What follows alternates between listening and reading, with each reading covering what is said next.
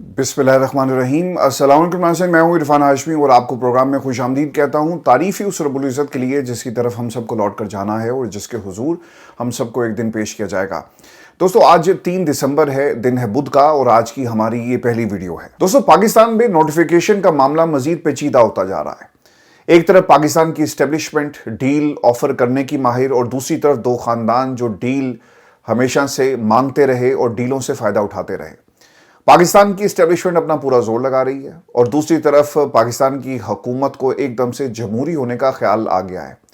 एक तरफ आपको वो लोग नजर आएंगे जिन्होंने अब टेलीविजन पर बैठकर खुल्लम खुल्ला नवाज शरीफ और पाकिस्तान में दीगर जमातों को धमकी लगा दी है कि हम तुम्हें 70-70 हज़ार की जो वोटों की लीड्स है इससे जितवाते हैं और बदले में तुम एक नोटिफिकेशन नहीं कर सकते। और दूसरी तरफ हुकूमत याद करवा रही है कि भाईजान, आपने जो वादा किया था वो पूरा नहीं किया, मुझे क्यों बुलाया। ये आज भी नवाज शरीफ साहब का नारा है, ये गिला है पाकिस्तान की इस्टेब्लिशमेंट से। लंदन प्लान क्या था और लंदन प्लान पर क्यों अमल नहीं किया गया, पाकिस्तान की इस्टेब्लिशमेंट ने किस तरह से यू टर्न लिया और नवाज शरीफ को इस खेल से बाहर कर दिया। दोस्तों, पाकिस्तान में दोनों तरफ से इस वक्त क्या चल रहा है इसकी तफसील मैं आपके सामने रखूंगा, लेकिन मैं उससे पहले इमरान खान ने अपना पैगाम जो पाकिस्तान की आवाम को दिया, ये आप तक पहुंचाना बहुत ही ज़रूरी है, क्योंकि मीडिया के ऊपर इवन पाकिस्तान तहरीक इंसाफ के जो हमारे दोस्त हैं उन्होंने भी इसके ऊपर खुलकर बात नहीं की। आज सारा दिन जितने भी वीलॉग्स आप देखें, जो खबरें आ रही हैं, वो आपको नोटिफिकेशन के हवाले से मिलेंगी, उस पर भी बात करेंगे। काफ़ी सारा इस वक्त एक कंट्रोवर्शियल सीन क्रिएट हो गया है, ख़ासतौर पे पिछले 48 घंटों में जो शहबाज शरीफ के पाकिस्तान में लाहौर में लैंड करने के बाद की सूरत हाल है और ख़ासतौर पे इस्लामाबाद में जो कुछ हुआ। खान साहब से मुलाकात किसने करवाई और इमरान खान का पैगाम। कुछ लोगों का ये दावा है कि इस मुलाकात को करवाने में बैरिस्टर गौहर का हाथ है और वो ये बैरिस्टर गौहर को क्रेडिट देना चाहते हैं।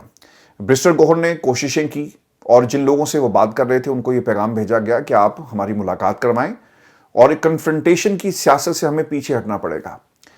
और फिर कुछ लोगों का ये भी दावा है कि बैरिस्टर गौहर ने ताकतों को कहा कि आप मुझे छोड़े, बहनों के मुलाकात का रास्ता खोला जाए और उनके लिए दरवाजे आप खोल दें। अच्छा, बैरिस्टर गौहर को रेलेवेंट करने के लिए ये तमाम काम किए जा रहे हैं। बैरिस्टर गौहर पाकिस्तान की सियासत में कोई रेलेवेंट नहीं है, तहरीक इंसाफ में उनकी कोई अब ज़रूरत नहीं है और उनको रेलेवेंट रखने के लिए सारा क्रेडिट उनको दिया जा रहा है। ये बात आपने याद रखनी है, क्योंकि पिछले 3-4 दिनों में और जब भी अलीमा खान अडयाला जेल के बाहर गई तो अब तो वो खैर बरमला आवाम के सामने, कैमरों के सामने कहती हैं कि जब तुम कभी कभी आओगे तो लोग तुम्हारे ऊपर तनकीद करेंगे। तो वो लोग जो हमेशा से किसी की नौकरी कर रहे थे वो बैरिस्टर गौहर को मजीद रेलिवेंट करने की अब वो कोशिशें कर रहे हैं। इमरान खान ने अडयाला जेल से जो 4 अहम फैसले किए। पहला फैसला, तहरीक इंसाफ की पॉलिटिकल कमेटी आज से खत्म हो रही है जी, और पार्टी के सेक्रेटरी जनरल सलमान अकरम राजा के पास मुकम्मल इख्तियारात होंगे। वो एक नई मुख्तसर कमेटी बनाएंगे जो सियासी हिकमत अमली वज़ा करेगी और इस पर अमल दरामद करवाया जाएगा। पाकिस्तान तहरीक इंसाफ के अंदर सर एक बहुत ज़्यादा बड़े लेवल पर खिचड़ी पक गई थी।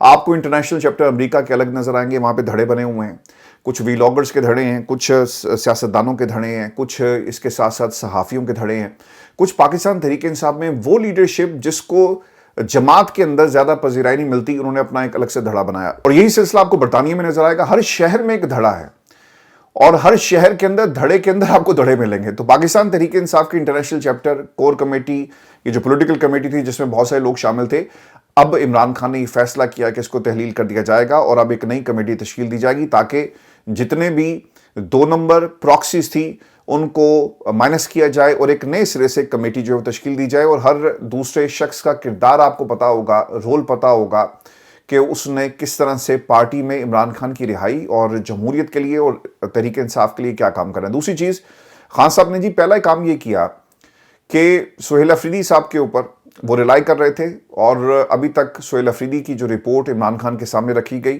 वो मुतमईन भी है और पाकिस्तान की आवाम भी मुतमईन है।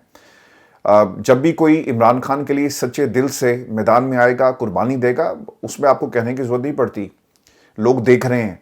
8 से 9 मरतबा आपने अडयाला जेल का दरवाज़ा खटखटाने की कोशिश की, पाकिस्तान में अदालतों के आप पास गए, जजों के दरवाजे खटखटाए, चैम्बर्स में मुलाकात करने की कोशिश की, दरखास्तों का सहारा लिया, खतूत लिखे, लेकिन किसी ने दरवाजे नहीं खोले, तमाम आईनी कानूनी रास्ते इख्तियार किए। तो कौम को सुहेल अफरीदी से किसी किस्म का कोई गिला नहीं है। दूसरी चीज़, अब शाहिद खटक साहब, आपने हमेशा अगर बहनों के साथ कोई साया बन के चल रहा था तो वो शाहिद खटक साहब थे اور میں نے جب بھی شاہد خٹک صاحب کو، میں ان کو پرسنلی نہیں جانتا، لیکن میں نے ان کی تقریریں، ان کے بیانات، ان کی ٹویٹس، ان کے پروگرامز اکثر میں ان کو دیکھتا ہوں، تو آپ کو ایک ایسا شخص جو عمران خان کے لیے اتنا ہی پریشان ہے جتنا آپ کو عمران خان کی بہنیں پریشان نظر آتی ہیں۔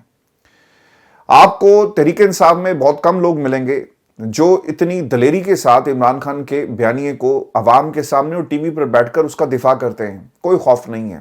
پرویز خٹک، شاہد خٹک، انہوں نے اب یہ رول جو پلے کر رہے تھے عمران خان کے بیانیے کا بوجھ اٹھانے کا، اسے بہت ہی ہمت کے ساتھ ادا کیا، تو اب ان کو اس کا صلہ مل رہا ہے۔ اور عمران خان نے فیصلہ یہ کیا ہے کہ پارلیمانی لیڈر ان کو نامزد کیا گیا ہے، اور اب وہ پارلیمان میں تحریک انصاف کے پارلیمانی لیڈر ہوں گے۔ تیسری چیز، پاکستان بار کے انتخابات میں تحریک انصاف متحد ہو کر ان امیدواروں کی بھرپور حمایت کرے جنہیں سلمان اکرم راجہ اور حامد خان نامزد کریں گے۔ اس میں کہنے کی میرے خیال ہے کوئی ضرورت نہیں ہے۔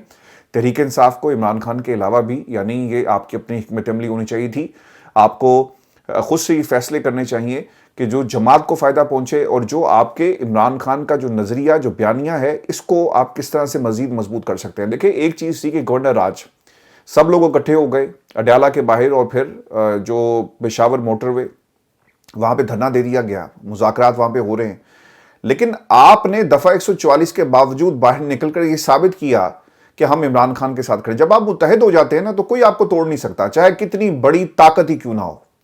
نظریہ ایک ہو، قربانیاں آپ کو دینی پڑیں گی، لیکن جب آپ متحد ہو جائیں گے تو پھر پاکستان کی اسٹیبلشمنٹ ہو یا سپر اسٹیبلشمنٹ ہو، وہ آپ کو توڑ نہیں سکتی۔ چوتھی چیز، آئی ایل ایف کے معاملات خیبر پختونخوا کے وکلا بارز اور سہیل افریدی خود جائزہ لیں اور بہتری کے لیے ضروری فیصلے خود کریں۔ اب یہ عمران خان نے تمام فیصلوں کا اختیار سہیل افریدی کو دے دیا، بہت ہی اہم پوزیشن ہے۔ دوستو، یہ جو فیصلہ کیا گیا نا سہیل افریدی کا، یہ کیوں کیا گیا، اور یہ اختیارات کا جو ایک طرح سے ٹرانسفر کیے گئے کہ فیصلے آپ کریے، کیوں ہو رہا ہے؟ آنے والے دن یہ فیصلہ ہمیں بتاتا ہے کہ پاکستان تحریک انصاف ایک بڑی جنگ کی تیاری کر رہی ہے۔ خدا نہ خواستہ یہ کوئی گولی بارود کی جنگ نہیں ہے، یہ اداروں سے صرف حقوق کی جنگ ہے۔ یہ آمنے سامنے آ کر ایک دوسرے کو مارنے کی جنگ نہیں ہے، یہ جمہوریت کی جنگ ہے۔ اور پاکستان تحریک انصاف نوجوانوں کے اوپر ریلائی کرے گی، یہ بابوں کے اوپر ریلائی نہیں کرے گی جو آپ کو ہر لیول پر، ہر سال، ہر مہینے اور ہر دور میں آپ کو بکتے ہوئے نظر آئی ہے۔ کمپرومائز ہو جاتے ہیں۔ اور پاکستان تحریک انصاف میں بہت سارا پوٹینشیل موجود ہے، ایسے لوگوں کا بھی پراکسیز موجود ہیں جو ہمیشہ بکنے کے لیے تیار ہیں۔ تو عمران خان نے اس راستے کو ہمیشہ کے لیے ختم کر دیا۔ پاکستان تحریک انصاف، اب ہم پچھلے 4-5 سالوں سے آپ کے سامنے یہ تمام تجزیے اور خبریں رکھ رہے ہیں۔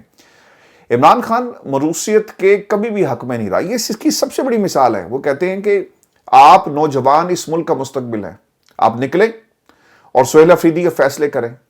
تو یہ آپ کو یاد رکھنا ہے کہ یہ جو لوگ نکلیں گے اور سہیل افریدی جب فیصلے کرے گا، تو یہ آنے والے کل کو، یعنی جو تحریک کا باقاعدہ طور پہ ابھی اعلان نہیں ہوا لیکن تیاری شروع ہو گئی، یہ ہمیں اس طرف ایک بہت بڑا ایک اشارہ مل رہا ہے۔ علی امین گنڈا پور کو ہٹانا، ان کی جگہ سہیل افریدی کو وزیر لگانا، پارلیمنٹ میں شاہد خٹک کو ایکٹیو کرنا، زرتاج گل کی نااہلی کے بعد پارلیمانی لیڈر موجود نہیں تھا، تو یہ کام جو اب ہوا ہے۔ دوستو، لڑائی جھگڑوں کا خاتمہ، اب یہ خبر یہ بھی آ رہی ہے کہ ایسی خبریں بھی آ رہی تھی کہ سیاسی کمیٹی میں ہر روز لڑائی ہوتی ہے، اور وہاں پر عمران خان کی رہائی اور پاکستان تحریک انصاف کے علاوہ دیگر معاملات کو زیر بحث لایا جاتا۔ اس لیے یہ ایک وجہ بنی جس کے بعد عمران خان نے کہا کہ ٹھیک ہے، اب ہم اس کو تحلیل کرنے جا رہے ہیں۔ اچھا، دوسری چیز، پاکستان کی اسٹیبلشمنٹ کے حوالے سے خان صاحب نے آج بہت ہی سخت باتیں کہی ہیں۔ پاکستان میں آئین اور قانون مکمل طور پر ختم ہو چکا، اور کسی بھی پاکستانی کے بنیادی انسانی حقوق اب محفوظ نہیں ہیں۔ سر، حقوق حقوق دیے نہیں جا رہے۔ محفوظ تو تب ہوتے ہیں نا جب حقوق موجود ہوں۔ یہاں پر 15 سال کے بچوں کو ہتھکڑیاں لگا کر آپ ان کا کریکٹر سرٹیفکیٹ خراب کر رہے ہیں۔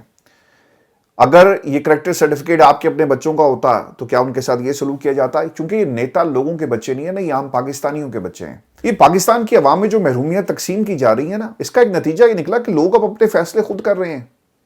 چراہوں میں ڈاکوؤں کو زندہ جلایا جا رہا ہے۔ اس دن سے ڈرے جب اس عوام کا ہاتھ ہوگا اور آپ کا گریبان ہوگا۔ عمران خان یہ بھی کہتے ہیں کہ مجھے اور میری اہلیہ کو پاکستان میں Asim Munir field marshal K حکم پر جھوٹے مقدمات میں جیل میں رکھا گیا اور شدید ترین ذہنی ٹارچر کیا جا رہا ہے۔ مجھے مکمل طور پر ایک سیل میں بند کر کے قید تنہائی میں ڈالا ہوا ہے۔ 4 ہفتے تک میری کسی ایک انسان سے ملاقات نہیں ہوئی اور بیرونی دنیا سے بالکل بے خبر رکھا گیا۔ جیل مینول کے مطابق دی جانے والی ہماری بنیادی ضروریات بھی ختم کر دی گئی۔ انسانی حقوق کا کوئی بھی چارٹر اٹھا کر دیکھیں، ذہنی تشدد بھی ٹارچر ہی کہلاتا ہے، اور جسمانی تشدد بھی زیادہ سنگین عمل سمجھا جاتا ہے۔ میری ہمشیرہ نورین نیازی کو سڑک پر گھسیٹا گیا صرف اس لیے کہ وہ مجھ سے ملاقات کا حق مانگ رہی تھی، جائز حق مانگتی ہے۔ یہ صرف ایک ہی شخص کر سکتا ہے۔ اس نے ڈاکٹر یاسمین راشد جیسی بزرگ کینسر سروائیور کو سیاسی انتقام کی غرض سے جیل میں ڈالا۔ دیکھیں آج آپ کو خیال آ رہا ہے نا کہ نوٹیفیکیشن نہیں ہو رہا، آپ نے نواز شریف کو خوش کرنے کے لیے ایک بزرگ خاتون کے ساتھ انتقام لیا ہے، اور ویڈیوز موجود ہیں جس میں وہ خاتون روکتی رہی کہ مت جاؤ ادھر، لیکن آپ کا قد کاٹ بہت بڑا ہے۔ آج لوگوں نے آپ کو بھی یاد کروا دیا کہ ہم کہاں کھڑے ہیں اور ہم آپ کے ساتھ کیا کریں گے۔ میری اہلیہ بشریٰ بیگم کو صرف مجھ پر دباؤ ڈالنے کے لیے قید میں رکھا، ان کے بچوں سے بھی ان کی ملاقات نہیں کرنے دی جا رہی، ان کی تمام سہولیات سے محروم رکھا گیا۔ ان سب مثالوں سے اس شخص کی ذہنی سطح کا اندازہ ہوتا ہے۔ قید تنہائی کاٹنا انتہائی تکلیف دہ عمل ہے، لیکن میں یہ صرف اپنی قوم کی خاطر برداشت کر رہا ہوں۔ جب تک قوم خود غلامی کی زنجیریں نہیں توڑتی، پاکستان پر مسلط مافیاز ایسے ہی اس کا استحصال کریں گے۔ ایکسٹینشن مافیا، لینڈ مافیا، چینی مافیا، مینڈیٹ چور مافیا، ہر ایک اس قوم کو تب تک غلام بنا کر رکھے گا جب تک یہ قوم خود اٹھ کھڑی نہیں ہوگی۔ پاکستان میں سر عمران خان تو اپنی اننگز بڑی خوبصورتی سے کھیل رہا ہے، وہ تاریخ میں سر زندہ رہے گا۔ پاکستان کی عوام اس تاریخ کے اندر ہمیشہ ہمیں شرمندہ کرے گی کہ ایک شخص آیا 2025 میں، وہ قید تھا جب اس ملک کے اندر ایکسٹینشن کا کھیل کھیلا جا رہا تھا اور پاور پالیٹکس جاری تھی، تو ایک شخص اس وقت بھی اس نظام میں سیاست کر کے پاکستان کی اسٹیبلشمنٹ سے ہاتھ ملا کے سب کچھ کر سکتا تھا، لیکن اس نے ایسا نہیں کیا۔ وہ اپنی تنہائی سے روزانہ خود ہی لڑ رہا تھا۔ وہ بند کمروں میں چار دیواری کے اندر بیٹھ کر آنے والے مستقبل کے بارے میں اپنی قوم کے لیے سوچ رہا تھا، پلاننگ کر رہا تھا۔ 2025 کی تاریخ یہ لکھے گی کہ جناب ملک کے اندر ایک ایسا لیڈر بھی آیا جس نے اپنی قید کو اس قوم کے لیے تسلیم کیا، قبول کیا کہ یہ قوم آزاد ہو جائے۔ لیکن یہ قوم سر کھڑی نہیں ہوتی، ہم تو کہے کہ تھک گئے، خدا کے لیے نکلو، اپنے حقوق کے لیے نکلو۔ اب 35 لوگوں کے اوپر مقدمہ ہوا ہے۔ یہ غلط ہوا کہ کسی کو سر عام مارنا اور آگ لگا دینا، یہ انسانوں کی بستیوں اور انسانوں کے سر یہ قوانین نہیں ہو سکتے، یہ نہ یہ کسی معاشرے میں اس چیز کی اجازت ہونی چاہیے۔ لیکن 35 لوگوں نے خود فیصلہ جب کیا تو کیا پاکستان کی عوام اس نظام کو ٹھیک کرنے کے لیے خود فیصلہ نہیں کر سکتی؟ کر سکتے ہیں۔ اگر 35 لوگ یہ کریں، ان کے خلاف مقدمہ بھی درج ہو جو کہ ٹھیک نہیں ہوا، ان 35 لوگوں سے ضرور پوچھنا چاہیے اور قانون کو حرکت میں آنا چاہیے تھا۔ لیکن پاکستان کی عوام، یہ 24 کروڑ عوام، سر اس میں سے 1 کروڑ بندہ ہی کھڑا ہو جائے نا تو پاکستان کے حالات جو ہیں وہ بدل جائیں گے، لیکن کوئی کھڑا ہونے کے لیے تیار نہیں ہے۔ سہیل افریدی صاحب کی انہوں نے تعریف کی ہے، ہی ڈیزروز دیٹ۔ دیکھنا یہ ہوگا کہ آنے والے دنوں میں کیا ہوگا۔ گورنر راج کے حوالے سے کچھ باتیں انہوں نے کہی ہیں کہ گورنر راج کی دھمکیاں لگانے والے کل کی بجائے آج لگا لیں اور پھر دیکھیں کہ ان کے ساتھ ہوتا کیا ہے۔ سہیل افریدی قابل تعریف ہیں کیونکہ جبر کے اس ماحول میں وہ مفاہمت کی بجائے مزاحمت کی ترجیح دے رہے ہیں۔ سہیل افریدی کو پیغام دیتا ہوں کہ فرنٹ فٹ پر آ کر کھیلے۔ اس ملک پہ کوئی قانون اور آئین نہیں، قانون صرف تحریک انصاف کے لیے حرکت میں آتا ہے، ورنہ ہر کوئی اس سے مبرہ ہے۔ سہیل افریدی جو بھی کر رہا ہے اسے جاری رکھے، میں اس کی مکمل حمایت کرتا ہوں۔ دیکھیں میں عمران خان کی ایک بات آپ تک اس لیے سامنے آپ کے رکھ رہا ہوں کیونکہ یہ رپورٹ نہیں ہو رہا ہمارے ٹیلی ویژن چینلز کے اوپر۔ انفارچونیٹ ہے نا، یہ قوم کا لیڈر ہے اور قوم جو اٹھنے کے لیے تیار نہیں ہے، یہ اس کے لیے قربانی دے رہا ہے، تو اس کی باتوں کو آپ تک پہنچانا بہت ہی ضروری ہے۔ محمود خانہ چکزئی، علامہ راجہ ناصر عباس میرے لیے انتہائی قابل احترام اور جمہوریت پسند رسول پرست لوگ ہیں۔ مجھے حیرت ہے کہ اب تک ان کی نوٹیفیکیشن جاری کیوں نہیں کیا گیا۔ میں تحریک انصاف کی پارلیمانی جماعت کو ہدایت کرتا ہوں کہ اسپیکر اور چیئرمین سینٹ کے سامنے اس معاملے پر احتجاج کریں تاکہ ان کا اپوزیشن لیڈر کا نوٹیفیکیشن جاری کیا جائے۔ اس کے علاوہ موجودہ نظام مخالف کسی بھی قسم کی تحریک کے لیے جو بھی کال تحریک تحفظ پاکستان کی جانب سے دی جائے، تمام تحریک انصاف اس پر عمل کرے۔ میں ہمیشہ کہتا آیا کہ اپنے ہی لوگوں پر ڈرون اٹیکس اور ملٹری آپریشن سے دہشت گردی مزید بڑھے گی اور اس ملک کے لیے اسٹیبلشمنٹ کی پالیسیز تباہ کن ہے۔ آج دہشت گردی کا ناسور بالکل بے قابو ہو گیا اور یہ جو کچھ ہو رہا ہے پاکستان میں، مغربی دنیا کو خوش کرنے کے لیے یہ سب کچھ جو ہے وہ کیا جا رہا ہے۔ تو دوستو یہ عمران خان کا پیغام تھا جو انہوں نے آج پاکستان میں تمام طاقتوں کو دیا، عوام کو دیا، اور اٹھ کھڑے ہو اس ملک کے لیے، پاکستان کے لیے، اپنے بچوں کے لیے۔ وہ تو چار دیواری میں بیٹھ کر آپ کی ترقی کا خواب دیکھ رہا ہے، اب اس کے اوپر عمل کیسے کرنا ہے یہ آپ کے اوپر منحصر ہے۔ دوستو پاکستان میں نوٹیفیکیشن کا معاملہ اب مزید طول پکڑتا جا رہا ہے۔ ایک پیچیدہ اس پورے مسئلے کو آپ نے بنا دیا اور پاکستان کی حکومت نے جان بوجھ کر اسے کنٹروورشل بنایا ہے، اور حکومت جو مرضی کہے تو جہاد پیش کرے کہ ٹیکنیکل پروسیس پورا فالو ہو رہا ہے اور ایک نیا نظام ہم کھڑا کر رہے ہیں تو اتنا آسان نہیں ہوگا۔ یہ تمام چیزیں آپ کو پہلے سے معلوم تھی، لیکن جان بوجھ کر یہ تمام چیزوں کے اوپر عمل نہیں کیا گیا۔ مجھے بہت اچھی طرح یاد ہے، میں نے اپنے ایک پروگرام میں آپ تمام دوستوں سے ایک بات شیئر کی تھی کہ جب بھی نومبر آتا ہے نا اس ملک میں، اس ملک کی آنے والی رجیم کا فیصلہ ہوتا ہے۔ ملک کا وزیر اعظم چونکہ جمہوری راستوں سے اقتدار کی کرسی پر نہیں بیٹھتا، اس لیے اس کو خیال یہ ہوتا ہے کہ اگر ہمارے ساتھ پاکستان میں فوج ساتھ چلے گی تو ایک طاقت ہمارے ساتھ ہوگی، اور طاقتوروں کو خیال یہ ہوتا ہے کہ اگر امریکہ ہمارے ساتھ ہوگا اور ان کی سپورٹ مل گئی تو ہمیں ہمارے اقتدار سے کوئی ہٹا نہیں سکتا، اور پھر آپ ایکسٹینشن بھول جائیں، مزید ہمیں ایکسٹینشن پہ ایکسٹینشن ملے گی اور پاکستان کے وسیع تر مفاد میں ہمیں اس کرسی پر بٹھا دیا جائے گا۔ یہ طاقتوروں کا پاور پولیٹکس میں ہمیشہ سے خیال رہا ہے۔ سر اب ہوا یہ ہے کہ حکومت نے جان بوجھ کر فیلڈ مارشل عاصم منیر صاحب کا نوٹیفیکیشن نہیں کیا۔ حکومت کا کیا ماننا ہے؟ حکومت یہ کہتی ہے کہ جناب پہلے ہمارے ساتھ مکیں۔ اس میں مکنے سے مراد کیا ہے کہ حکومت کے قریب سمجھے جانے والے صحافی یہ کہتے ہیں کہ یہ جو آپ چیف آف ڈیفنس فورسز کے عہدے کو آرمی چیف کے ساتھ نتھی نہیں کیا جانا چاہیے، یعنی چیف آف ڈیفنس فورسز کا جو عہدہ ہے یہ فیصلہ وزیر اعظم صاحب کریں کہ کس کو لگانا ہے کس کو نہیں لگانا۔ اور ابصار صاحب نے اس کے اوپر، یعنی یہ اسی قبیلے سے آواز اٹھ رہی ہے نا جہاں پہ وہ یہ کہتے ہیں کہ چیف آف ڈیفنس فورسز کے عہدے کو آرمی چیف کے ساتھ نتھی نہیں کیا جانا چاہیے، بلکہ منتخب وزیر اعظم کے پاس یہ اختیار رہنا چاہیے کہ کس کو لگایا جائے، جبکہ آرمی ایکٹ میں پہلے ہی ترمیم ہو چکی، army chief he chief of defence forces ہوں گے۔ شاید حکومت ایک اور ترمیم چاہتی ہے۔ دوسری بات اس میں یہ بھی ہے کہ پاکستان میں وائس جو چیف ہے اس کی تقرری کا معاملہ بھی یہ بھی سنجیدہ ہے۔ دوستو آپ کو یاد رکھنا چاہیے کہ ماضی کے اندر جب بھی نمبر 2 جو بھی پاور میں ہوتا ہے اور جو موسٹ پوٹینشیل کینڈیڈیٹ ہو، یا پھر اشفاق پرویز کینی صاحب اگر آپ کو یاد ہوں، تو ان کے پاس اتنی پاورز تھی کہ انہوں نے مشرف صاحب کی حکومت یا مشرف صاحب کا تختہ الٹ دیا۔ وکلا تحریک جو چلی وہ اشفاق پرویز کینی صاحب اس کے پیچھے تھے، وہ اس کے آرکیٹیکٹ تھے۔ اگر کوئی اس کو نہیں مانتا تو میرا خیال ہے کہ وہ اپنی انفارمیشن کو درست کر لے۔ تو یہ جو نمبر 2 پوزیشن ہوتی ہے، سیاستدانوں کا یہ خیال ہے کہ ہم اس پوزیشن میں بیٹھنے والے کو بڑی پوزیشن کی لالچ دے کر جو چاہیں کروائیں اور ہمارے ساتھ ایک سپورٹ حاصل ہوگی۔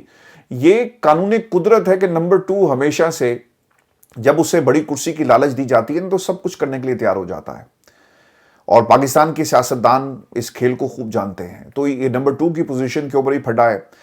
اب عطا تارڑ صاحب کی جی ایک انٹری ہوئی ہے، انہوں نے ابصار عالم کے بارے میں کیا کہا؟ وہ یہ کہتے ہیں کہ ابصار صاحب بالکل بے بنیاد اور من گھڑت خبر دے رہے ہیں۔ وزیر اعظم سے کسی بھی چیز کو منسوخ کرنے سے پہلے اس کی تصدیق کریں، اس کی زحمت کریں۔ اتنے سینئر صحافی کو اس طرح کی افواہیں پھیلانا زیب نہیں دیتا۔ ابصار صاحب نے جس کا پھر جواب دیا کہ کاش آپ نے وی لوگ سنا ہوتا تو پتہ چلتا کہ وزیر اعظم کا نہیں، وزیر اعظم کے اختیارات کا ذکر ہے۔ میری ساکھ پر انگلی اٹھا کر اس طرح ٹویٹ کرنا آپ کو بھی زیب نہیں دیتا، آپ کو بھی ٹویٹ کرنے سے پہلے مجھ سے بات کر لینی چاہیے تھی۔ اب شہباز شریف صاحب کیوں خاموش ہیں؟ اور رپورٹ یہ کیا جا رہا ہے کہ کل رات جب شہباز شریف صاحب لاہور میں لینڈ کرتے ہیں تو ان کی ملاقات ایک شخصیت سے ہوئی۔ وہ شخصیت کون تھی؟ ملنے کے بعد اسٹیبلشمنٹ کے بہت ہی قریب ہے، انہوں نے جا کر انہیں کہا کہ اچھا ہوا آپ آ گئے، یہ جو نوٹیفیکیشن والا معاملہ ہے اب آپ کے آنے کے بعد حل ہو جائے گا، تو فوری طور پہ ہمیں یہ نوٹیفیکیشن کر دینا چاہیے۔ اس پہ شہباز شریف صاحب خاموش رہے، انہوں نے کوئی جواب نہیں دیا۔ دوبارہ ذکر ہوا، پھر جواب نہیں ملا، اور پھر شہباز شریف صاحب رائے گنج چلے گئے جہاں پہ ان کے بھائی سے ملاقات ہوئی۔ اور یقیناً اسٹیبلشمنٹ یہ پیغام شہباز شریف صاحب کو پہنچا رہی تھی کہ ٹھیک ہے چند ماہی تم آ گئے ہو، اب نوٹیفیکیشن بھی کر دو لگے ہاتھوں۔ دوستو یہ جو نوٹیفیکیشن کا معاملہ ہے نا، یہ حکومت نے کس طرح سے کنٹروورشل بنایا۔ دیکھیں ایک ایسا وقت تھا جب ہمیں ٹی وی پر بیٹھ کر بیرسٹر عقیل، عطا تارڑ، باقی لوگ، ان کا پوری کابینہ ہمیں کیا کہہ رہی تھی کہ جناب روبسٹ، یہ جو ہم آہنگی ہے تینوں فورسز کے درمیان، یہ کریٹ کرنے کی ضرورت ہے، اور ایک ایسے عہدے کی ضرورت تھی کہ آپریشنل مسائل پیدا ہو سکتے ہیں، پاکستان متحمل نہیں ہو سکتا، حملہ ہو گیا، دشمن یہ کر دے گا وہ کر دے گا۔ آج ان لوگوں سے کوئی پوچھے کہ خدا نہ خواستہ اگر پاکستان پر حملہ ہو گیا تو بھائی جان یہاں تو نوٹیفیکیشن نہیں ہوا، تو پھر آپ کیا کریں گے؟ آپ نے تو نوٹیفیکیشن ہی نہیں کیا، تو کیا کسی کو کنٹینیو کروایا جائے گا؟ اور پھر آرمی ایکٹ میں تو آپ نے ترمیم کر دی، لیکن ملک کے اندر جو باقی معاملات ہیں اس میں آپ یہ ترمیم جو ہے وہ کیوں نہیں کر سکے؟ سر وہ جو قلم جس سے دستخط کرنے ہیں، نوٹیفیکیشن جاری کرنا ہے، اس میں سیاہی نہیں بھری جا رہی، اور سیاہی اس وقت بھری جائے گی جب نواز شریف صاحب اس کے اوپر ہاں کریں گے۔ شہباز شریف صاحب کی ترجیحات کیا ہیں؟ پاکستان کے اندر سر ایک عہدہ ہی نہیں ہے، یعنی جس عہدے نے تمام فورسز کو کوارڈینیٹ کرنا ہے وہ عہدہ موجود ہی نہیں، ٹیکنیکلی تو موجود نہیں ہے، تو پھر کوارڈینیٹ کون کرے گا؟ اور کس طرح سے پاکستان کے، ہمیں تو یہی بتایا گیا نا کہ ہمارا جو دفاع ہے وہ مزید ناقابل تسخیر ہو جائے گا۔ سر یہ پڑا آپ کا دفاع، اور یہ پڑا آپ کا نوٹیفیکیشن اور آپ نہیں کر رہے. کہ الزام پاکستان سے باہر بیٹھے ہوئے لوگوں پہ لگایا جاتا ہے کہ سر یہ کنٹروورشل بنا رہے ہیں. ان کا یہ جو پاکستان میں جاوید چودھری, منیر فاروق, یہ جو پروگرامز کے اندر ایک دھمکیاں لگا رہے ہیں. آج آپ کو پتہ ہے کہ جاوید چودھری نے کیا بات کی اور منیر فاروق کے ساتھ بیٹھ کر بات کی. دو باتیں بہت ہی خطرناک ہوئی ہیں جی آج ٹی وی کے اوپر. ایک تو یہ پیغام ٹی وی پر بیٹھ کر, نیشنل ٹی وی پر بیٹھ کر, جو یہ میمن صاحب کا ہے, اس ٹیلی ویژن پر بیٹھ کر منیر فاروق کے پروگرام میں جاوید چودھری نے یہ کہا کہ جناب پاکستان کی اسٹیبلشمنٹ کو کوئی ہلا نہیں سکتا, چاہے وہ کوئی بھی ہو. یہاں پر لوگوں کو 70 ہزار کی لیڈ سے جتوایا گیا. پاکستان کی اسٹیبلشمنٹ نے یہ کام کیا ہے. یہ نیشنل ٹی وی پر بیٹھ کر بتایا گیا اور منیر فاروق صاحب نے اس کے اوپر کوئی ریئیکشن نہیں دیا. اس کا مطلب وہ کہہ رہے ہیں کہ ہاں بھی کیا ہے, جاؤ جو کرنا ہے کر لو. تو یہ پیغام ان لوگوں کو بھی دیا جا رہا تھا کہ اگر آپ کی 70 ہزار کی لیڈ سے آپ جیت سکتے ہیں نا, تو پھر بھائی جان ہم بھی آپ کو جو ہے وہ یاد کروائیں گے آپ کی اوقات, اور کچھ بھی ہو سکتا ہے. تو پاکستان میں ہماری ترجیحات کیا ہیں؟ آپ نے ترمیم کر لی. آپ ترمیم کے بعد ایک جو پروسیجرل میٹر تھا اس کو جان بوجھ کر ڈیلے کر رہے ہیں, اور آپ نے جان بوجھ کر یہ سب کچھ کیا. آپ نیریٹو جو آپ بنانا چاہتے تھے پاکستان تحریک انصاف کے خلاف, یا پھر آپ کے خلاف جو نیریٹو بن رہا ہے, یہ قدرتی ایک چیز ہے, آپ اس کو روک نہیں سکتے اور نہ ہی آپ کے پاس کوئی جواز ہے. دوستو اس کے اندر ایک اور چیز جو بہت ہی امپورٹنٹ ہے کہ چیف آف ڈیفنس کے فورسز کے عہدے کے قیام کا آغاز, اور آغاز ہی میں اتنا بڑا تنازع, اور اس سے کس طرح بچا جائے گا, اور پاکستان میں طاقتیں اس حوالے سے کیا سوچ رہی ہیں. کیا آپ اس یہ جو کنٹروورسی پیدا ہوئی اس کو کسی طرح سولو کرنے میں کامیاب ہوں گے یا نہیں ہوں گے؟ اب کچھ لوگوں کے سوالات تھے, وہ بھی میں شامل کر دیتا ہوں کہ نواز شریف صاحب جو فیکٹر ہے وہ کتنا امپورٹنٹ ہے اور وہ اس وقت جو ہے وہ کیا سوچ رہے ہیں. دیکھیں جی, ایک تو نواز شریف صاحب کو جو سب سے بڑا مسئلہ ہے کہ مجھے کیوں بلایا. نواز شریف صاحب جب پاکستان آئے تھے نا, تو اس وقت ان سے یہ وعدہ لیا گیا تھا کہ آپ کو ہم چوتھی بار وزیر اعظم بنا دیں گے. یہ it's a part of the deal. لیکن نواز شریف صاحب پاکستان آئے اور وہ الیکشن ہار گئے, اور پوری نون لیگ کے ساتھ جو کچھ ہوا, پاکستان کی عوام نے جو ان کے ساتھ تاریخی سلوک کیا, انقلاب آیا, تو پاکستان کی اسٹیبلشمنٹ کو یہ سوچنا پڑ گیا کہ یار اگر ہم نے جتوانا ہی ہے, احسان کرنا ہے, تو پھر اب ہم اپنی مرضی سے لوگوں کو اقتدار دیں گے. ہم کیوں نواز شریف صاحب کے اوپر یہ احسان کریں؟ ہم چھوٹے پہ احسان کرتے ہیں. اور پھر نواز شریف صاحب کو ایک سیٹ دے دی گئی فیس سیونگ کے لیے, لیکن چھوٹے بھائی کو جو ہے وہ کرسی پہ بٹھا دیا گیا. اب نواز شریف صاحب یہ سمجھتے تھے کہ یہ ان کا حق تھا, اور جو ان کے نام پر کراس لگا یہ ان کے ساتھ زیادتی ہوئی, اور جب ان کو موقع ملا تو انہوں نے نوٹیفیکیشن روک لیا. تو نواز شریف صاحب چاہتے ہیں, کچھ خبریں ایسی بھی آ رہی تھی کہ شاید ان کو دوبارہ سے وزیر اعظم بنایا جائے, اور یہ ان کی خواہش ہے. اور یہ جو پاور پالیٹکس ہے سر, اس میں کوئی نئی چیز نہیں ہے. میں آپ کو ویورز یہ بھی خبر دوں, اور یہ عاصمہ شرازی کا انکشاف ہے, یا ان کا دعویٰ, انکشاف کا جی دعویٰ ہے. وہ یہ کہتی ہیں کہ نواز شریف کے بارے میں اطلاعات آ رہی ہیں کہ وہ اس بات کے خواہش مند ہیں کہ عمران خان کو رہا کیا جائے. دیکھیں اس میں نا کوئی صداقت اس لیے نہیں ہے کہ کچھ روز پہلے انہوں نے ان لوگوں کا بھی احتساب کا مطالبہ کیا جو عمران خان کو بقول ان کے جو ان کا دعویٰ ہے کہ وہ لے کر آئے, جو لانچ کیا. اگر جن لوگوں نے بقول آپ کے عمران خان کو لانچ کیا, آپ ان کے بھی احتساب کا مطالبہ کر رہے ہیں, تو پھر نواز شریف کیسے ہی کہہ سکتے ہیں کہ عمران خان کو رہا کرو. ہاں ایک کام آج ضرور ہوا, اور یہ کام کیا تھا یہ بھی میں آپ کے ساتھ شیئر کر دیتا ہوں. 144 لگی تھی نا پورے پنجاب کے اندر, پنڈی میں, اسلام آباد میں. آپ نے نا ایک S H O Ashfaq Warraich کو دیکھا ہوگا.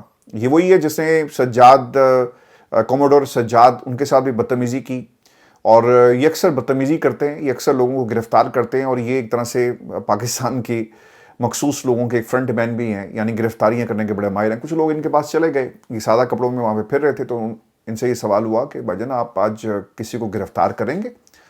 تو انہوں نے کیا کہا؟ انہوں نے کہا کہ ہم گرفتار نہیں کرنے آئے, آج ہم پروٹوکول دینے آئے. اور پھر اس کے بعد وہ مسکرا دی. تو یہ ایک علامت تھی کہ آج سیکیورٹی موجود تھی, اور پولیس کے باوجود آپ نے ہزاروں کارکنان کو اسلام آباد ہائی کورٹ کے باہر, اڈیالہ کے باہر, سب کچھ ایک فل پروف سیکیورٹی, اور کسی کو اندر بھی جانے کی اجازت نہیں تھی. اس کے باوجود لوگوں کو گرفتار نہیں کیا گیا.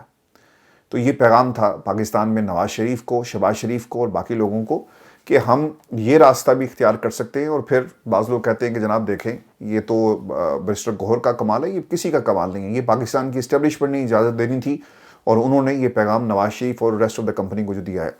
آج عابد زبیری صاحب, فیلڈ مارشل سید عاصم منیر صاحب کے حوالے سے انہوں نے ایک بات کی ہے, یہ بھی میں آپ کے ساتھ شیئر کر دیتا ہوں. وہ یہ کہتے ہیں کہ عاصم منیر 3 سال کے لیے تعینات ہوئے. 27 نومبر کو جب ساحل شمشاد مرزا ریٹائر ہوئے تو ان کا نوٹیفیکیشن بھی اسی دن ختم ہو گیا. جب پچھلے سال قانون پاس کیا تب نوٹیفیکیشن کر دیتے کہ آرمی چیف کا عہدہ 5 سال ہے. اب یہاں یہ قانونی سوال اٹھتا ہے کہ وہ ریٹائر ہوں گے یا نہیں ہوں گے. بالکل وہ ٹھیک کہہ رہے ہیں کہ اگر پہلے کر دیا جاتا تو شاید آج یہ سوال نہیں اٹھنا تھا. دوستو نوٹیفیکیشن اگر آپ حکومت کے لوگوں کو سنیں اور ان کے کلیم کے مطابق نوٹیفیکیشن اس بات کا فیصلہ کرے گا کہ آپ کی جو مدت ہے وہ کب سے شروع ہوگی. تو نوٹیفیکیشن تو ہو جانا چاہیے لیکن نوٹیفیکیشن نہیں کیا گیا. اب نوٹیفیکیشن اگر ماضی سے کیا جائے گا یا پھر مستقبل کی کسی تاریخ کا انتخاب کیا جائے گا, یہ اس کے ساتھ ایک اہم چیز ہے. اب نواز شریف صاحب کیا چاہتے ہیں؟ ایک خبر یہ بھی ہے جی کہ نواز شریف چاہتے ہیں کہ ندیم انجم کو واپس لا کر DGISI لگایا جائے. اب آپ یہ سن رہے ہوں گے, سوچ رہے ہوں گے کہ یہ بات کیسے ممکن ہے. اچھا, اس کا بھی میں آپ کو جواب دیتا ہوں. اور ایک 4 اسٹار جنرل بھی ان کی مرضی کا بنایا جائے, چونکہ وہ چاہتے ہیں کہ ان کی بھی ایک فوج کے اندر جو ہے کوئی ان کا بھی والی وارث ہو, تو لہٰذا وہ اپنی مرضی کا ایک جنرل جو ہے وہاں پہ لانا چاہتے ہیں. ماضی میں کیا ہوتا رہا ہے؟ 1988 اور 89 میں بینظیر بھٹو نے جنرل حمید گل جو اس وقت کے DGISI تھے کی جگہ لینے کے لیے جنرل شمس کو منتخب کیا جو ایک تعلیم یافتہ اور ریٹائرڈ جنرل تھے. یہ اقدام فوج کے اندرونی اثر و رسوخ کو کم کرنے کی کوشش کا حصہ تھا, لیکن اس کی وجہ سے فوج اور سول حکومت کے درمیان تناؤ پیدا ہوا اور یہ چند ماہ ہی DGISI وہ رہ سکے. اس وقت کتنے ہوتے ہیں؟ دیکھیں, ایک چیز یہ بھی یاد رکھیے گا, اسی مثال میں جب بھی کوئی اقتدار میں کوئی بندہ بیٹھا ہوتا ہے تو اس کی کیا کوشش ہوتی ہے, یار میرے بندے آئیں لیفٹ رائٹ. یعنی آپ نے پنجاب کے اندر محسن نقوی صاحب جو انہوں نے بہت سارے لوگوں کو وفاق میں لے کر گئے, اور پنجاب میں مریم کے ارد گرد بھی آپ کو انہی کی ٹیم نظر آتی ہے جن کے اوپر وہ ریلائی کرتی ہیں. نواز شریف کے ساتھ بھی یہی معاملات رہے, شہباز شریف کے ساتھ بھی یہی معاملات رہے, اور فوج کے اندر بھی یہی ہوتا ہے. لوگوں کی خواہش ہوتی ہے کہ ان کی مرضی کے لوگ, ان کے جو قابل بھروسہ لوگ ہیں, ان کے آس پاس رہیں. تو سر اس میں اگر نواز شریف یہ چاہ رہا ہے کہ کوئی ان کی مرضی کا بندہ آئے تو یقیناً اس کے پیچھے بھی یہی سوچ ہے کہ ساڈا بھی کوئی والی وارث ہو اور وہ نظام کو کنٹرول کر سکے. ایک بات آپ نے دوستو میں بار بار آپ کے ساتھ شیئر کرتا ہوں, آپ کو سامنے ہمیشہ یہ بات میں رکھتا ہوں کہ جتنے بھی سیاستدان ہیں نا, یہ جمہوری راستے سے اب پاکستان کے اقتدار پہ کبھی نہیں آ سکتے. ہمارا جو جمہوری سسٹم ہے, خیر وہ تو ویسے ہی ختم ہو گیا, لیکن اتنا کمپلیکس بنا دیا گیا ہے کہ اب یہاں پر کوئی شخص بھی سوائے عمران خان کے, یاد رکھیے گا, کبھی بھی پاپولر ووٹ کے ذریعے اقتدار میں نہیں آئے گا. وہ ہمیشہ GSU, پاور پالیٹکس, کچھ لوگ کچھ دو, جوڑ توڑ کی سیاست یا فارم 47 کی سیاست سے اقتدار میں آئے گا. تو نواز شریف صاحب بھی اب وہی کام کر رہے ہیں. وہ تو چلے جائیں گے, ان کی خواہش ہے کہ چوتھی بار وہ وزیر اعظم بنے, اور وہ پورا زور لگا رہے ہیں, اور وہ پاکستان کی اسٹیبلشمنٹ کے ساتھ انہوں نے اب سینگ پھنسا لی ہیں. اس وقت جی کتنے ہوتے ہیں؟ ایک تو CDF, vice chief of staff, strategic command, DGISI, اور عاصم ملک کی سیٹ خالی ہونے کے بعد جنرل ندیم انجم کیوں اہم ہے؟ فروری الیکشن میں یہی DGISI تھے. پھر ریٹائرمنٹ کے بعد خبر آئی کہ نون لیگ انہیں کوئی عہدہ دینا چاہتی ہے, لیکن اسٹیبلشمنٹ نہیں مان رہی تھی. اس سے پہلے عمران خان اور باجوہ کے درمیان بھی لڑائی بھی ندیم انجم کی وجہ سے ہوئی, اور فیض کو ہٹا کر جنرل ندیم انجم کو جو ہے وہ لگایا گیا. اور یہ وہی صاحب تھے, آپ دوستوں کو شاید یاد نہیں ہے, میں آپ کی میموری کو ریفریش کر دیتا ہوں. انہوں نے پہلی دفعہ پاکستان میں ایک پریس کانفرنس کی, اور ان کا جو پاکستان میں صحافیوں کو مخاطب کرتے ہوئے یہ کہنا تھا کہ آپ سوچ رہے ہوں گے کہ میں یہاں پہ کیوں ہوں, لیکن کچھ ایسا ہوا کہ مجھے آنا پڑا. اور یہ وہ صحافی تھے جنہوں نے کہا تھا کہ یہ جو نظام اس وقت آپ دیکھ رہے ہیں کہ اگلے 10 سے 15 سال یہی سسٹم چلے گا. تو انجم صاحب, یہ بڑا آپ کا نظام, یہ بڑا آپ کا نوٹیفیکیشن ہی ہو رہا, اور باؤجی جو ہیں وہ اب اڑ گئے ہیں. تو حکومت کچھ بھی کرے, نوٹیفیکیشن اس کو جاری کرنا چاہیے. اگر نہیں کرے گی تو یقیناً جن کی یہ حکومت ہے, جنہوں نے ان کو بٹھایا, وہ بھی اپنا پورا زور لگائیں گے. لیکن ایک چیز آپ نے یاد رکھنی ہے, نواز شریف, شہباز شریف, آصف علی زرداری, ان کو سوٹ کرتا ہے کہ وہ اسی اسٹیبلشمنٹ کے ساتھ چلیں اور کچھ ڈیل مکمل کر لیں, کیونکہ اگر ان کی لڑائی مزید بڑھ گئی تو نقصان اس میں ان لوگوں کا ہونا ہے, باقی کسی کا نہیں ہونا. یہ بھی پورا زور لگا رہے ہوں گے, اور انہوں نے جان بوجھ کر اسے کنٹروورشل اس لیے بھی بنایا کہ دیکھیں کچھ دن پہلے تک جب یہ نوٹیفیکیشن کی بات نہیں ہوئی تھی, پاکستان میں اسٹیبلشمنٹ کے بارے میں یہ خیال کیا جاتا تھا کہ اب 5 سال اور پھر اس کے بعد ایک لمبا ٹینیور ہوگا اور کوئی کچھ نہیں کر سکتا. آج وہی عہدہ کنٹروورشل ہو گیا ہے. اب امریکہ بھی یہ سوچ رہا ہوگا نا کہ ہم نے کس سے بات کرنی ہے, وہ بھی کنفیوژن کا شکار ہو گئے ہیں کہ اتنے عہدے آپ نے بنا دیے اور اب ہم بات کس سے کریں گے. یہ بھی اس کے اندر ایک بہت اہم نقطہ ہے, اور امریکہ کی اس ٹیبل تک پہنچنے کے لیے پاکستان میں جتنے بھی جنرلز تھے ان کو بہت وقت لگا. لیکن فیلڈ مارشل صاحب, یہ تاریخ میں پہلی مرتبہ ایسا ہوا ہے پاکستان کی کہ وہ وائٹ ہاؤس میں ٹیبل پر پاکستان کے وزیر اعظم سے پہلے بیٹھے. اب وہاں بھی یقیناً یہ سوچا جا رہا ہوگا کہ ہم نے کس سے بات کرنی ہے، کس سے بات نہیں کرنی، حکومت کیا سوچ رہی ہے، اور نواز شریف صاحب نے یہ اپنی اہمیت جو ہے سسٹم میں ریلیونٹ رہنے کے لیے یہ سارا کھیل کھیلا ہے۔ اس میں شہباز شریف وہی کریں گے جو نواز شریف صاحب کہیں گے، اور یہ بھی خبر آ رہی ہے کہ شہباز شریف صاحب منانے کی کوشش ضرور کر رہے ہیں، لیکن الٹیمیٹلی آپ کو نواز شریف صاحب کی ہی سیاست یہاں پہ نظر آئے گی، جو کہ ان کے سروائیول کے لیے تو اچھا ہے کہ آپ ہاتھ ملا لیں۔ اگر آپ ہاتھ نہیں ملائیں گے تو بھائی جان یاد رکھیے گا یاسمین راشد بھی باہر آ سکتی ہیں، پھر یہ 70,000 جو ٹی وی پر بیٹھ کر آپ کو پیغام دے رہے ہیں نا، انہوں نے پھر ٹریبونلز کے اندر ہی آپ کو کر کے دکھانا ہے۔ تو نوٹیفیکیشن کے معاملے کے اوپر آپ جو کبھی کبھی جمہوری ہونے کی کوشش کرتے ہیں، یہ آپ کو آپ کی حیثیت جو ہے وہ ضرور یاد کروائیں گے۔ دوستو، اس حکومت کا ایک اور کارنامہ آپ کو بلال بن ثاقب صاحب جو ہیں وہ یاد ہوں گے۔ لندن کی سڑکوں پر جب یہ زمانہ طالب علمی میں تھے تو میں نے ان دونوں بھائیوں کے بہت سارے انٹرویوز کیے۔ میرا ایک روڈ شو ہوتا تھا جی لندن سے، ہائیڈ پارک کے نام سے، جس میں اسکول، یونیورسٹیز، کالجز کے بچوں کو ہم جو ہے وہ اس میں شامل کرتے تھے۔ تو بلال ثاقب صاحب جب ان کو پاکستان میں حکومت کی طرف سے کرپٹو کے ایڈوائزر کونسل کا چیئرمین بنایا گیا تو میرے لیے یہ ایک بہت ہی حیران کن بات تھی، اور ان کا انٹلیکٹ، ان کا پاکستان میں اتنی بڑی پوزیشن کے اوپر جانا یہ میچ نہیں کرتا تھا۔ اس وقت میں نے ایک دو پروگرامز میں اس کا ذکر بھی کیا، لیکن آج پتہ یہ چلا جو ان کی پروگریس ہے، جو ان کی پرفارمنس تھی، اس کے بعد سر خبر یہ آ رہی ہے کہ ان سے استعفیٰ لے لیا گیا ہے، اور پہلی کابینہ سے یعنی کابینہ سے پہلا استعفیٰ آ گیا ہے۔ جب انہیں لگایا گیا تو اس وقت یہ کہا گیا کہ پاکستان کی شاید کرپٹو کرنسی میں قسمت بدلنے والی ہے، اور بلال بن ثاقب کے پاکستان کی قسمت بدلے گا، لیکن ایک لمبا عرصہ گزرنے کے باوجود ایسا نہیں ہو سکا۔ یہ بھی کہا جا رہا تھا کہ ڈونلڈ ٹرمپ کے کافی قریب ہیں۔ مجھے نہیں لگتا کہ ڈونلڈ ٹرمپ کے کافی قریب ہیں، یہ سوشل میڈیا کے اوپر باقی، چونکہ میں نے ان دونوں بھائیوں کو لندن میں بہت عرصے تک جب یہ زمانہ طالب علمی میں تھے دیکھا، اور کنیکشنز ہیں جی، اور کنیکشنز کو آپ استعمال کرتے ہیں، دین آؤٹ کم پھر یہ ہوتی ہے کسی بھی بڑے عہدے پر آپ کو بٹھا دیا جاتا ہے۔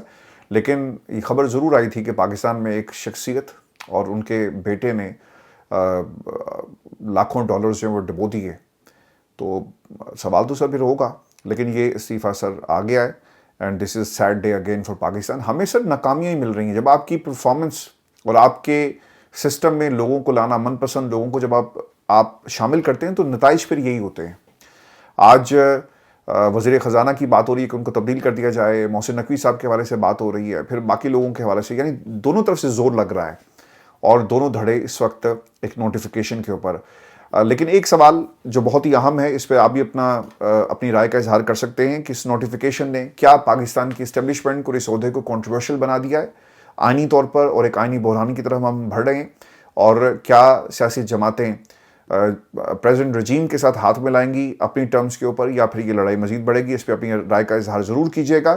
اور آج دوستو میں اپنے اسٹوڈیو میں نہیں ہوں، کچھ ہم رینوویشن یہاں پہ کر رہے ہیں، میں معذرت چاہتا ہوں، میں لائیو سیشن نہیں کر سکا۔ ہمارا اب ایک ریگولر سیشن 2 ٹاک کے اوپر لائیو ہم کرنے جا رہے ہیں، اس میں ہم کریں گے یہ کہ آپ براہ راست ہمارے ساتھ بات کر سکتے ہیں۔ وہ انشاءاللہ ہم ایک کوڈ دے دیں گے، QR کوڈ، اور آپ اپنے موبائل ایپ پہ اس QR کوڈ کو جو ہے وہ اسکین کریں گے کیمرے کے ساتھ، اور پھر آپ کے پاس ایک لنک جنریٹ ہوگا، اور انشاءاللہ پھر آپ ہمارے ساتھ پروگرامز کے اندر لائیو آئیں گے۔ تو انشاءاللہ ہم اس بحث کو مزید اوپن کریں گے، چونکہ لوگ بولنا چاہتے ہیں اور اپنی آواز جو ہے وہ دنیا تک پہنچانا چاہتے ہیں، تو انشاءاللہ ہم انہیں وہ پلیٹ فارم ضرور مہیا کریں گے۔ اپنا خیال رکھیے گا، آپ سے دوپہر کو ملاقات ہوگی، اجازت دیجیے، اللہ نے کے بعد۔